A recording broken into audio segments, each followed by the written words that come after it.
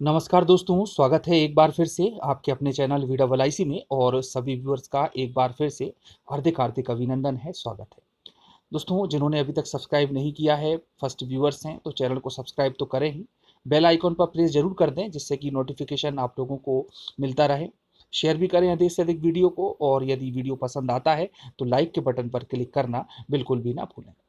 दोस्तों, आज के वीडियो में हम बात करने वाले हैं भूपेंद्र सिंह जी के बयान के बारे में, जो कि दिया गया है 27% ओबीसी आरक्षण के संबंध में।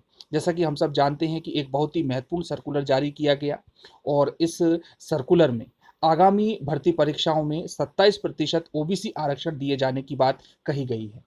अब दोस्तों, गवर्नमेंट जो चाह रही थी उन्होंने वह निश्चित रूप से कर लिया है। उन्होंने भर्ती को फंसाना था तो उन्होंने कोर्ट में उसको फंसा दिया है, और शिक्षकों के साथ में जो व्यवहार किया गया है वह निश्चित रूप से बहुत ही निंदनीय है, और हम इसकी आलोचना करते हैं। तो दोस्तों, आज के वीडियो में हम भूपेंद्र सिंह जी का एक बयान जो कि उन्होंने जारी किया है उसके बारे में बात करेंगे कि किस प्रकार से उन्होंने इस आदेश को ऐतिहासिक बताया है। और उसके बाद में हम उस आदेश के बारे में भी बात करेंगे कि क्या कुछ कहा गया है उस आदेश में, रिट पिटीशन कौन कौन सी हैं जिन पर कि स्टे लगा हुआ है, और आगामी प्रक्रिया क्या रहेगी। और उसके बाद दोस्तों, हम उसमें जो प्रमुख बिंदु हैं जिन पर की रिट पिटीशन लगाई गई है उसके बारे में भी थोड़ा सा विस्तृत रूप में न्यूज़पेपर के माध्यम से चर्चा करेंगे। तो आइए सबसे पहले देख लेते हैं भूपेंद्र सिंह जी का बयान। हम इनके संदेश को एक ट्विटर पर जो उन्होंने ट्वीट किया है उसके माध्यम से बताएंगे कि मुख्यमंत्री जी के निर्देश पर इनका कहना है, हमारी सरकार ने ऐतिहासिक निर्णय लिया है। मध्य प्रदेश में परीक्षा और भर्तियों में ओबीसी को 27% आरक्षण देने का आदेश जारी हुआ है, और प्रदेश के पिछड़ा वर्ग के लोगों को मेरी शुभकामनाएं।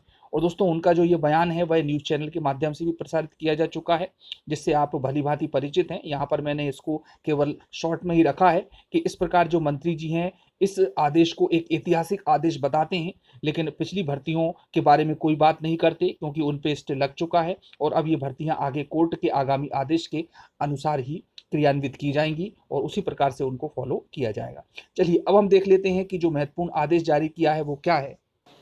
देखिए दोस्तों, आदेश सामान्य प्रशासन विभाग मंत्रालय वल्लभ भवन भोपाल से जारी है, और दिनांक 2 सितंबर 2021 को किया गया है।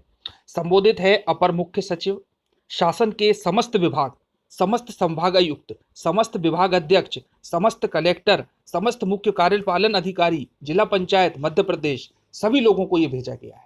विषय है अन्य पिछड़ा वर्ग के लिए 27% आरक्षण के संबंध में। अब देखिए दोस्तों, किस तरह से जनता को बेवकूफ बनाने का काम इन्होंने किया है कि मध्य प्रदेश लोक सेवा अधिनियम 2019 द्वारा अन्य पिछड़ा वर्ग को लोक सेवाओं एवं पदों में सीधी भर्ती के प्रक्रम में आरक्षण का 14 से बढ़ाकर 27% जो किया गया है, जो कि दिनांक 8 मार्च 2019 से प्रभावशील है। उक्त संशोधन अधिनियम 2019 में प्रावधानिक अन्य पिछड़े वर्ग के आरक्षण प्रतिशत 14 से बढ़ाकर 27% किए जाने को चुनौती दी जाकर माननीय उच्च न्यायालय जबलपुर में याचिकाएं दायर की गई हैं। ठीक है दोस्तों, याचिकाएं दायर हैं, बिल्कुल क्लियर है, इसमें कोई शक नहीं है। अगला पॉइंट है कि माननीय उच्च न्यायालय ने पिछड़ा वर्ग के उक्त आरक्षण के संबंध में प्रचलित प्रकरणों में महाधिवक्ता के द्वारा दिनांक 25 अगस्त 2021 को विधिक अभिमत दिया है, जिसकी प्रति संलग्न है। अब इस आदेश के साथ में उन्होंने उस अभिमत की प्रति भी संलग्न की है, जिसमें 3 प्रमुख रिट याचिकाएं हैं जो कि भर्ती को रोकती हैं। उसके संबंध में ये डिटेल है, हम आगे बात करेंगे इसके बारे में। तो उनके द्वारा विधिक अभिमत की कंडिका 5 में उल्लेखित प्रकरणों को छोड़कर, दोस्तों ध्यान देना कि उल्लेखित प्रकरणों को छोड़कर, जो कि 3 प्रकरण हैं, समस्त परीक्षाओं एवं भर्तियों में पिछड़ा वर्ग के लिए 27% आरक्षण के प्रावधानों के अनुरूप कार्यवाही करने का स्पष्ट अभिमत दिया गया है। समस्त विभागों से अपेक्षा है कि वह महाधिवक्ता यानी कि एडवोकेट जनरल के उक्त विधिक अभिमत के अनुसार परीक्षा भर्तियों की कार्यवाही करने का कष्ट करें। उप सचिव मध्य प्रदेश शासन, सामान्य प्रशासन विभाग मध्य प्रदेश।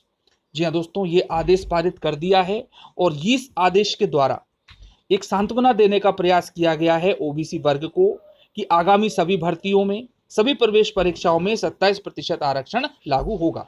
और दोस्तों, अब आगे हम बात करेंगे कि कंडिका 5 में जो 3 रिट याचिकाएं हैं वह कौन कौन सी हैं, और मुख्य रूप से यदि हम शॉर्ट में उनकी बात करें तो वह पीएससी से संबंधित है, मेडिकल की भर्ती परीक्षा से संबंधित है और मध्य प्रदेश शिक्षक भर्ती पात्रता परीक्षा 2018 जिसके अभ्यर्थी नियुक्त होने के लिए 2 साल से लगातार संघर्ष कर रहे हैं, वह भी इसमें शामिल है। तो दोस्तों, इस प्रकार का जो अभिमत दिया गया है एडवोकेट जनरल के द्वारा पूरे कोर्ट की कार्यवाही के बाद में।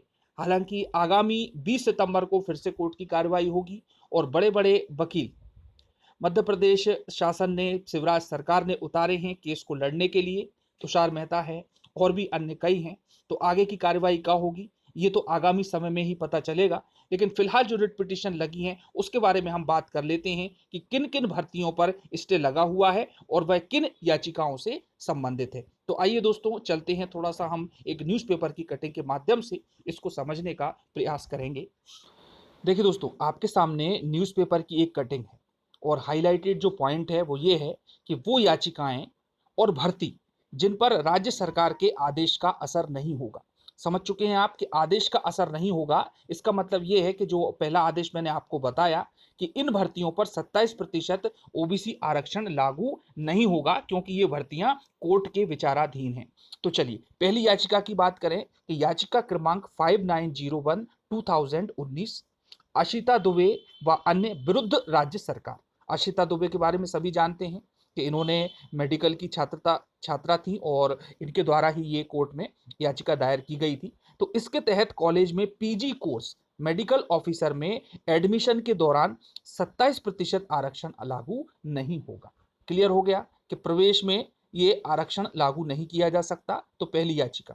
दूसरी याचिका है 25181/2019 पीयूष जैन विरुद्ध राज्य सरकार व अन्य।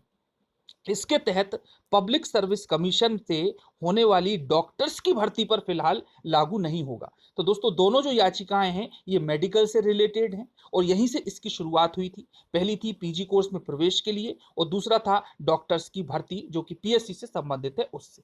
अब आते हैं हम हमारी एक और याचिका जो कि शिक्षक भर्ती से संबंधित है। वो है याचिका क्रमांक 8923 चंद्रकांत द्विवेदी विरुद्ध राज्य सरकार व अन्य। याचिका क्रमांक 8930/2020 स्वतंत्र कुमार जैन व अन्य। 9328/2020 शिवांगना शुक्ला व अन्य के विरुद्ध राज्य सरकार व अन्य। और 3757/2020 शांतिलाल जोशी व अन्य विरुद्ध राज्य सरकार व अन्य।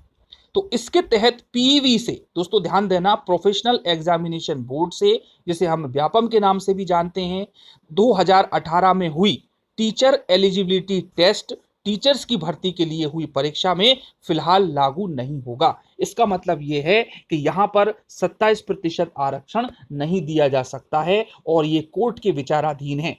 20 सितंबर या उसके बाद में जब भी निर्णय आएगा कोर्ट का तो उसके अनुसार कार्यवाही की जाएगी। अब दोस्तों बात आती है कि शिक्षक भर्ती की। तो यहाँ पर पीवी का जब उन्होंने जिक्र कर दिया तो चूंकि हम जानते हैं कि चाहे हम डीपीआई की बात करें चाहे हम जनजाति विभाग की बात करें, क्योंकि परीक्षा का जो आधार है वह प्रोफेशनल एग्जामिनेशन बोर्ड ही है और उसी पर इन्होंने रोक लगा दी है। तो ये दोनों पर लागू होगा, इसमें हम कुछ भी नहीं कर सकते हैं। केवल जो भी कुछ करेगा वो कोर्ट करेगा। लेकिन ये जरूर निश्चित है कि कोर्ट फाइनल डिसीजन देने जा रहा है और फाइनल डिसीजन देना बहुत ही सकारात्मक निर्णय है और सभी अभ्यर्थियों के लिए जो कि आगे आने वाले समय में काफ़ी होल्ड पर रहने वाले थे, कुछ की प्रोविजनल नियुक्ति होने वाली थी, वह इसमें नहीं होगी और डायरेक्ट जो कुछ भी होगा वो सभी के सामने क्लियर आ जाएगा। और भर्ती तो दोस्तों निश्चित रूप से होगी, हालांकि 2 महीने लग सकते हैं, 3 महीने लग सकते हैं, ये कोर्ट पर डिपेंड करेगा। और कोर्ट के आदेश आने के बाद में भर्ती प्रक्रिया निश्चित रूप से स्टार्ट हो जाएगी, चाहे गवर्नमेंट सुप्रीम कोर्ट में जाए या ना जाए ये अलग मैटर है, लेकिन भर्ती जरूर गवर्नमेंट को करना ही पड़ेगी। तो दोस्तों किसी भी प्रकार की चिंता की बात नहीं है। हम कोर्ट के निर्णय को पॉजिटिवली भी ले सकते हैं, नेगेटिवली भी ले सकते हैं। अब जो भी होगा 20 सितंबर की कार्यवाही और उसके बाद की कार्यवाही पर डिपेंड करेगा। और मिलते हैं दोस्तों अगली जानकारी के साथ, लेटेस्ट अपडेट के साथ। चैनल को सब्सक्राइब करना बिल्कुल ना भूलें। धन्यवाद। जय हिंद, जय भारत।